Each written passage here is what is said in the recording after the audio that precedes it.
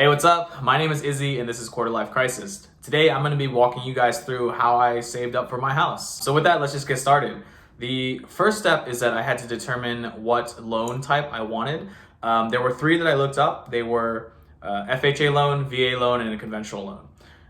VA loan doesn't really apply to me because I'm not a veteran, and I, in the end, chose conventional because I wanted to be able to put down at least 20%. So that was the first thing, was that I chose a loan style and I chose that I had to put down 20% to purchase a house. So the next step in the saving process is I had to determine what was the total cash to close. In this case, cash to close means that your total down payment amount plus 5% of the value of your house. That's just how I budgeted things out. It may be different in your area.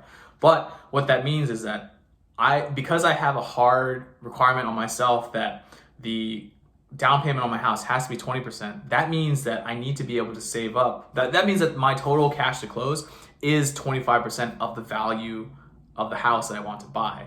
So doing a quick calculation, I realized that I want to buy a house between $300,000 and $400,000, meaning that my total cash to close needs to be between $75,000 and $100,000. So on top of that cash to close, for me personally, I was not comfortable buying a house until I had 6 months worth of expenses. This is including whatever mortgage would come in. So after all of that, I realized that I would need probably about $100,000 to get this house. So the next step in this savings plan is actually to find out how I'm going to come up with $100,000.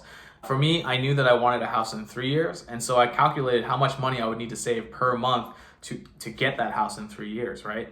So in that case, I took $100,000 divided by 3 to be how much money I need to save per year, and divide that by 12 to see how much money I need to save per month. And from that, I had to think, like, is the money that I'm saving actually equal to how much I would need to save if I got that house? So if you've done your own math with the particular house that you want, and you've determined that the amount of money you need to save is a lot more than you are currently capable of saving, there's a couple things that you might want to consider. One, you might need to move back your expectation of when you can buy the house. Number two, you might be spending too much and you might have to consider dialing back your expenses so that you can actually hit that savings number. And number three, this one is hard for a lot of people to swallow, but you might need to consider that you can't actually afford that house and you need to get a smaller house, or in this case, a cheaper house. So now that you've determined how much money you need to save per month, the last step is quite obvious. You need to stick to your budget and you need to stay consistent, right? This is probably the hardest step, because the other steps were just you calculating fake money and money that you don't have. In this one, you actually need to execute your plan and not spend any money above your savings budget. My tip for this section is that if you ever are considering spending money on something, by purchasing this thing, how far back is it going to set me on buying that house? Or how much smaller is my house going to be because I'm spending this money?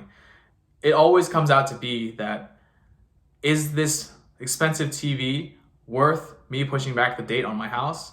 The answer for me is always no. And that is what has always helped me to save money, is that I don't want to push back these expected dates. All right, that is all the information I have for you guys for my approach to saving for my house.